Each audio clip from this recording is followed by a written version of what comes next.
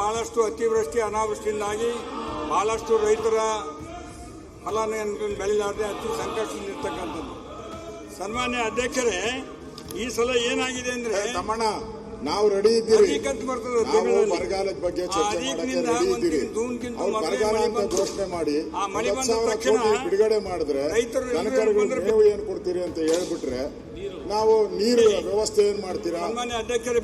ಎಲ್ಲಾ ತಾಲೂಕುಗಳಲ್ಲಿ MLA ನೇತೃತ್ವದ ಒಂದು ಸಮಿತಿ ಮಾಡ್ತೀನಿ ಅಂದ್ರೆ ನಾವೆಲ್ಲ ಚರ್ಚೆ ರೆಡಿ ಇರ್ತೀರಿ. ಏನ್ ಬರಗಾಲನ ಘೋಷಣೆ ಮಾಡಲ್ಲ, ಹಣ ಬಿಡುಗಡೆ ಮಾಡಲ್ಲ, ಏನು ಮಾಡಲ್ಲ ಅಂದ್ರೆ ಏನು ಚರ್ಚೆನೇ ಮಾಡಕ್ಕಾಗಲ್ಲ. ಮತ್ತೆ ತೊಗರಿ ಬಿತ್ತಿದ್ರು, ಅದರಿಂದ ತೊಗರಿ ಬಿತ್ತಿದ್ರು ಕೂಡ ಮತ್ತೆ ಮಳೆ ಬರಲಿಲ್ಲ. ತಮ್ಮಯ್ಯ ನಿಮ್ ಮಳೆ ಬರಲಾರ್ದ ಕಾರಣವಾಗಿ ಬಂದ್ರೆ ಇವತ್ತು ಸಂಪೂರ್ಣವಾದ ಹಾನಿಯಾಗಿದೆ. ಅವರು ಗುಲ್ಬರ್ಗಾ ಜಿಲ್ಲಾದವರು ಅವ್ರ ಪರಿಸ್ಥಿತಿ ಕೇಳ್ರಿ ಸ್ವಲ್ಪ. ಅದನ್ನೇ ಕೇಳ್ತಾ ಇರೋದು, ಹಣ ಬಿಡುಗಡೆ ಮಾಡ್ಬಿಡಿ. ಅದಕ್ಕೆ ಯಾರು ಕೇಳಬೇಕು? ಈ ಸಲ ನನ್ನ ಯಾರು ಕೇಳೋದೇ ಇಲ್ಲ. ಕೆಲವೊಂದು ಪರಮೇಶ್ವರ್ ಬಂದಿದ್ದಾರೆ, ಹೇಳಿ ಎಲ್ಲಾ ತಾಲೂಕುಗಳಿಗೂ 50-50 ಕೋಟಿ ಬಿಡುಗಡೆ ಮಾಡಕ್ ಹೇಳ್ಬಿಡಿ. ಯಾರು ಮಾತಾಡ್ತಾರೆ? ಬರಗಾಲ ಕೊಂಡಂತ 50-50 ಕೋಟಿ ಎಲ್ಲ ತಾಲೂಕುಗಳು ಬಿಡುಗಡೆ ಮಾಡ್ಬೋದು. 50-50 ಕೋಟಿ ಇನ್ಸೂರೆನ್ಸ್ ಅವರವ್ರ ಟ್ರಾನ್ಸ್ಫರ್ ಮಾಡಿ, ಹೇಳಿ ನಾನು ಟ್ರಾನ್ಸ್ಫರ್ ಮಾಡಿ, ಟ್ರಾನ್ಸ್ಫೋರ್ಸ್ ಮಾಡಿ, ಮನವಿಯನ್ನ ಟ್ರಾನ್ಸ್ಫೋರ್ಸ್ ಮಾಡಿ, ಫಸ್ಟ್ ಟ್ರಾನ್ಸ್ಫೋರ್ಸ್ ಮಾಡಿ. ಈ ಸಲ ಬರಗಾಲದಿಂದಾಗಿ ಮಳೆ ಇಲ್ಲದ ಕಾರಣದಿಂದಾಗಿ ಕುಡಿಯುವ ನೀರಿಗೆ ಬಹಳಷ್ಟು ತೊಂದರೆ ಆಗಿದೆ. ನಮ್ಮ ಕಲಬುರಗಿ ಜಿಲ್ಲೆಯಲ್ಲಿ ಭೀಮಾ ನದಿ ಬತ್ತಿದೆ. ಭೀಮಾ ನದಿಗೆ ಬರ್ತಕ್ಕಂಥ ನೀರು ಮಹಾರಾಷ್ಟ್ರದವರು ಸೀನಾ ನದಿಗೆ ಡೈವರ್ಟ್ ಮಾಡಿದ್ದಾರೆ.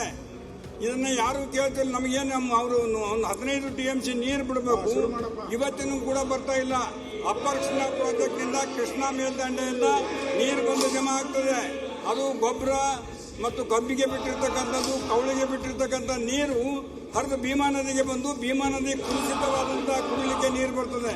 ಇವತ್ತು ಸೆಂಟ್ರಲ್ ರಿಪೋರ್ಟ್ ಕಲ್ಯಾಣ ಕರ್ನಾಟಕದ ಜಿಲ್ಲೆಗಳ ಗ್ರಾಮೀಣ ಪ್ರದೇಶಗಳಲ್ಲಿ ಕುಡಿಯುವ ನೀರಿಗೆ ತುಂಬಾ ಅಭಾವವಾಗಿದ್ದು ಹಾಗೂ ಅಂತರ್ಜಲ ಅತ್ಯಂತ ಅಪಾಯಕಾರಿಯಾಗಿದೆ. ನೈಟ್ರೇಟ್ ಸಾಂದ್ರತೆ ಹೆಚ್ಚಾಗಿರುವುದರಿಂದ ಕುಲುಷಿತ ನೀರನ್ನು ಕುಡಿಯುವಂತಹ ಪರಿಸ್ಥಿತಿ ನಿರ್ಮಾಣವಾಗಿದೆ. ಇದು ನಾನು ಹೇಳಿರ್ತಕ್ಕಂಥದ್ದಲ್ಲ, ಕೇಂದ್ರ ಸರ್ಕಾರದವರು ಅಧ್ಯಯನ ತಂಡ ಕಳಿಸಿ ಮಾಡಿರ್ತಕ್ಕಂಥದ್ದು. ಇವತ್ತು ಗರ್ಭಿಣಿಯರಿಗೆ, ನವಜಾತ ಶಿಶುಗಳು ಹಾಗೂ ವಯಸ್ಕರ ಹಾಗೂ ಕರುಳಿನ ಕ್ಯಾನ್ಸರ್ ಅಧ್ಯಕ್ಷರ ನೀರು ಕುಡಿದ್ರೆ ಮೈ ಮೇಲೆ ಮೈ ತುಡುಕಿ ಆಗ್ತದೆ. ಉಲ್ಬಣ ಕೃಷಿ ಬಳಕೆಯಲ್ಲಿ ಅಸಮತೋಲಿತ ರಸಗೊಬ್ಬರಗಳನ್ನು ಉಪಯೋಗಿಸುವುದರಿಂದ ಮಳೆ ನೀರಿನೊಂದಿಗೆ ಈ ರಸಗೊಬ್ಬರಗಳು ಸೇರಿ ಅಂತರ್ಜಲವನ್ನು ತೀವ್ರವಾಗಿ ಕುಲುಷಗೊಳಿಸುತ್ತಿದ್ದು ಇದರಿಂದ ರೋಗ ರುಜಿನಗಳು ಹೆಚ್ಚಾಗುವ ಸಾಧ್ಯತೆ ಇರುವುದರಿಂದ ಈ ಜಿಲ್ಲೆಯ ಗ್ರಾಮೀಣ ಭಾಗದ ಪ್ರದೇಶಗಳಿಗೆ ಸ್ವಚ್ಛ ಕುಡಿಯುವ ನೀರನ್ನು ಒದಗಿಸಿ ಅಂತರ್ಜಲ ಮಟ್ಟವನ್ನು ಉತ್ತಮಗೊಳಿಸಲು ಸರ್ಕಾರ ಗಂಭೀರವಾಗಿ ಚಿಂತನೆ ನಡೆಸಬೇಕಂತ ಹೇಳಿ ಇವತ್ತು ನಾನು ಸರ್ಕಾರದ ಗಮನ ಸೆಳೀತಾ ಇದ್ದೇನೆ. ಸುಮಾರು ನಮ್ಮಲ್ಲಿ 24/7 ಅದು ಇನ್ನೂ ಪೂರ್ಣನೇ ಆಗಿಲ್ಲ. 2025 ಪೂರ್ಣವಾಗಿದೆ ಅಧ್ಯಕ್ಷರೇ. ಬೆಳಗಾವಿ, ಗುಲ್ಬರ್ಗಾ, ಹುಬ್ಳಿ ಇವೆಲ್ಲ ಏನು ಬಂದ್ರೆ ಆ ಒಂದು ಕಂಪನಿಯವರು 2025 ಮುಗಿಸ್ಬೇಕಾಗಿತ್ತು. ಅವರು ಇನ್ನೂ ತನಕ ಪೂರ್ಣಗೊಂಡಿಲ್ಲ. 2026-27 ಆದರೂ ಕೂಡ ಆ ಕುಡಿಯುವ ನೀರನ್ನ ಏನವರು LNTದವರು ತಗೊಂಡಿದ್ದಾರೆ. LNTದವರು ಪೂರ್ಣ ಮಾಡ್ತಾ ಇಲ್ಲ. ಬಹಳಷ್ಟು ಗಂಭೀರವಾದಂತಹ ಪರಿಸ್ಥಿತಿ ನಮ್ಮ ಕಲಬುರಗಿ ಜಿಲ್ಲೆಯಲ್ಲಿ ಕುಡಿಯುವ ನೀರಿಗೆ ಸಂಪೂರ್ಣ ಬರ ಇದೆ. ಕಲಬುರಗಿ ನೀರಿಗೆ ಶಾಶ್ವತವಾಗಿ ಪರಿಹಾರ ಸಿಗಬೇಕಾದ್ರೆ ಅಪ್ಪರ್ ಕೃಷ್ಣಾ ಪ್ರಾಜೆಕ್ಟ್ನಿಂದ ನಾರಾಯಣಪುರದಿಂದ ನೇರವಾಗಿ ಜೇವರ್ಗಿ ಮೂಲಕ ನಮ್ಮ ಕಲಬುರಗಿಗೆ ನೀರನ್ನು ಬಂದರೆ ಶುದ್ಧವಾದಂಥ ಕುಡಿಯಲು ನೀರು ಸಾಧ್ಯ ಇದೆ.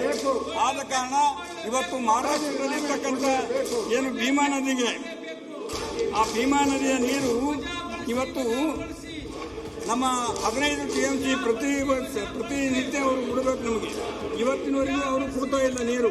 ಆದ ಕಾರಣ ಸನ್ಮಾನ್ಯ ಅಧ್ಯಕ್ಷರೇ, ನಾನು ತಮ್ಮ ಮೂಲಕ ಕಳಕಳಿಯಿಂದ ಕೇಳ್ಬೋದು ಇಷ್ಟೇ, ದಯವಿಟ್ಟು ಕೇಂದ್ರ ಸರ್ಕಾರಕ್ಕೆ ಒಂದು ನಿಯೋಗವನ್ನು ತೆಗೆದುಕೊಂಡು ಹೋಗಿ ಭೀಮಾ ನದಿಗೆ ಬರ್ತಕ್ಕಂಥ ಪಾಲನ್ನು ಅವರು ಈಗಾಗಲೇ ಸುಮಾರು 90 TMC ನೀರನ್ನು ಹಿಡಿದಿಟ್ಟಿದ್ದಾರೆ. ಅವರು ಕೇವಲ ಎಷ್ಟು ನೀರು ಬೇಕಿದ್ರು ಅದಕ್ಕಿಂತಲೂ ಹೆಚ್ಚಾದಂತ ಕುಡಿಯುವ ನೀರನ್ನು ಹಿಡಿದಿದ್ದಾರೆ. ಭೀಮಾ ನದಿ ಸೀನಾ ನದಿಗೆ ಡೈವರ್ಟ್ ಮಾಡಿ ನಮಗೆ ಬಹಳ ಅನ್ಯಾಯ ಆಗ್ತದೆ. ಈ ವಿಷಯದ ಬಗ್ಗೆ ಮಾತಾಡ್ತಾರೆ ಸರ್ಕಾರಕ್ಕೆ ಬಂದ್ರೆ ಕೇಂದ್ರ ಸರ್ಕಾರ ನ್ಯಾಯ ಒದಗಿಸತಕ್ಕಂಥ ರೀತಿಯಲ್ಲಿ ಅಧಿಕಾರಿಗಳು ಇನ್ನು ಇನ್ಶೂರೆನ್ಸ್ ಬಗ್ಗೆ ಕೂಡ ಯಾವಾಗ ಬರಗಾಲ ಬಿದ್ದಾಗ ಮಾತಾಡ್ಬೋದು ಅಧಿಕಾರಿಗಳೆಲ್ಲ ಹೋಗಿದೆ. ಈ ಸಲ ಕೂಡ ಈಗ ಬರಗಾಲದ ಎಲ್ಲ ಮಂತ್ರಿಗಳನ್ನ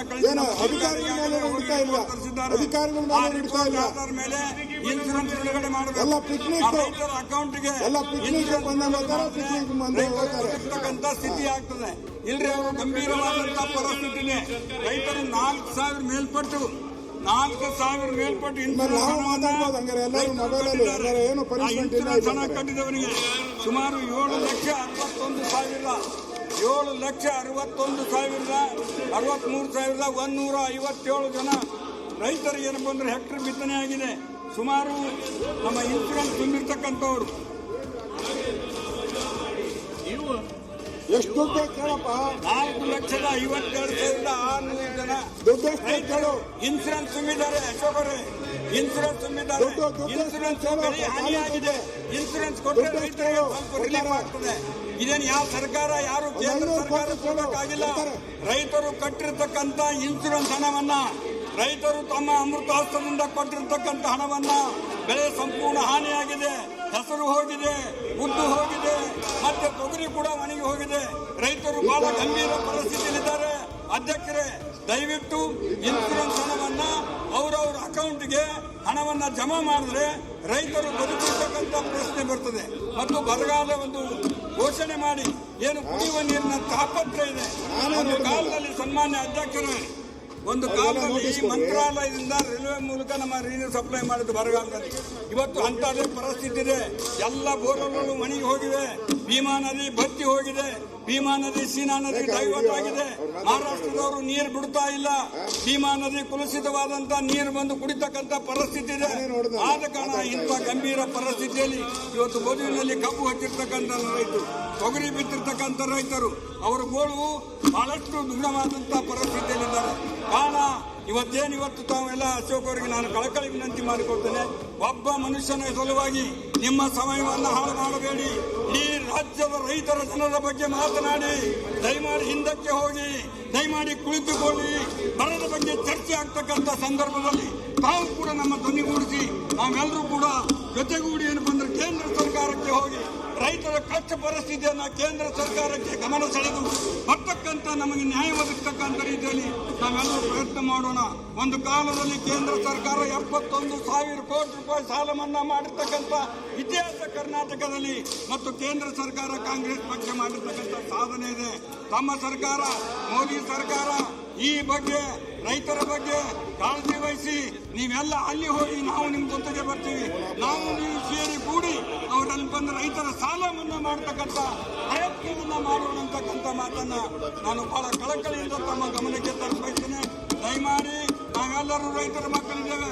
ರೈತರು ಬಹಳ ಕಷ್ಟದಲ್ಲಿದ್ದಾರೆ. ವಿಧಾನಸಭೆ ನಡೆದಿದೆ, ನಮ್ಮ ಬಗ್ಗೆ ಚರ್ಚೆ ಆಗ್ತಾ ಇದೆ. ರೈತರಿಗೆ ನ್ಯಾಯ ಸಿಗ್ತದೆ ಅಂತಕ್ಕಂಥ ನೋಡ್ತಾ ಇದ್ದಾರೆ. ಇಲ್ಲಿ ನೋಡಿದ್ರೆ ನೀವು ಬೊಬ್ಬೆ ಹಾಕ್ತಾ ಇದ್ದೀರಿ ಒಬ್ಬರ ಸಲುವಾಗಿ. ದಯಮಾಡಿ ಇದನ್ನು ಮಾಡಬೇಡಿ. ರೈತರ ಬಗ್ಗೆ ಚರ್ಚೆ ಮಾಡಿ. ಹೇಳಿ ಎದ್ದೇಳಿ ಶಾಸಕರೇ, ರೈತರ ಬಗ್ಗೆ ಮಾತನಾಡಿ, ರೈತರ ಬಗ್ಗೆ ಚರ್ಚೆ ಮಾಡಿ. ಸುಮ್ಮನೆ ಒಬ್ಬ ವ್ಯಕ್ತಿ ಬಗ್ಗೆ ಚರ್ಚೆ ಮಾಡಬೇಡಿ. ಹೇಳಿ ಎದ್ದೇಳಿ ಅಂತಕ್ಕಂಥ ಮಾತನ್ನು ನಾವು ಈ ಸಂದರ್ಭದಲ್ಲಿ ಅಧ್ಯಕ್ಷರೇ ದಯಮಾಡಿ ಇದರ ಬರದ ಬಗ್ಗೆ ಚರ್ಚೆ ಮಾಡಿ. ಅವರನ್ನ ಸುಮ್ಮನೆ ಕುಳಿಸ್ಕೊಡ್ರಿ. ಬರಗಾಲದ ಬಗ್ಗೆ ಗಂಭೀರ ಚರ್ಚೆ ಮಾಡಿ ಒಂದು ನಿರ್ಣಯ ತೆಗೆದುಕೊಳ್ಳಬೇಕು ಅಂತ ಹೇಳಿ ನಮ್ಮಲ್ಲಿ ಕಳಕಳಿಯಿಂದ ವಿನಂತಿಸಿಕೊಳ್ತೇನೆ. ಧನ್ಯವಾದಗಳು. If you like this video, ಬೇಗ ಲೈಕ್ ಮಾಡಿ, ಕಾಮೆಂಟ್ ಮಾಡಿ, ಶೇರ್ ಮಾಡಿ ಹಾಗೂ ಯೋಯೋ ಟಿವಿ ಕನ್ನಡವನ್ನು ಸಬ್ಸ್ಕ್ರೈಬ್ ಮಾಡಿ.